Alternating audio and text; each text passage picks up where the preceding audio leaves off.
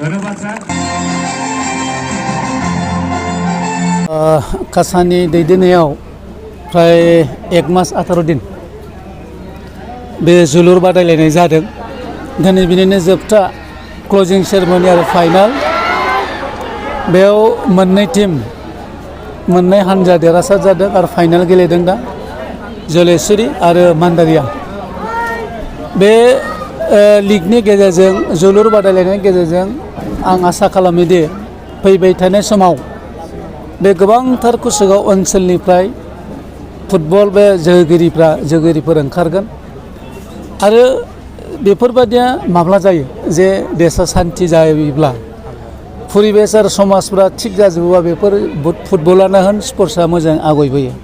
दा बेनिखायनो थांनाय बे 3 बोसोर जोंनि बे बिटिआर सरकाराव 3 बोसोर 8 मास आरो थांनाय समफ्राव जोंनि गेजेराव बोथोर आरो समाज परिबेशआ थिग नङामोन। दा बे परिबेशआ थिग जादों आरो बयबो आवगायबोदों स्पर्ट्स बिथिङै जौगानो आरो गोबां बिथिङाव आवगायबोदों दावखोबोदों।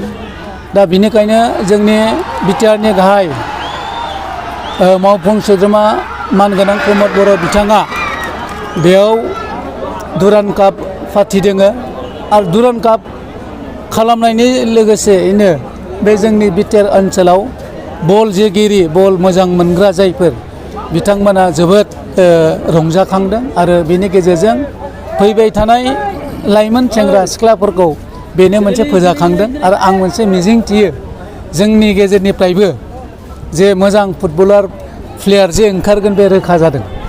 मोजां फुटबल प्लेयार जानो थाखाय माबादि गावखौहाय जोनायफोरखौ आवगायलाङोबा मोजां जागोन? बिथाङा मोजां सासे प्लेयार जानोबा माखासे बिथाङा गावनि देहाफोरखौ जोथोन लानांगोन, प्रेक्टिस खालामनांगोन, माखासे नियम निति बिथाङा फालिनांगोन आरो मोजाङै बल जोगिरि जानांगोन आरो मोजां प्लेयार जायोबानो बेखौ बिथांखौ सायख'ना लांखायो।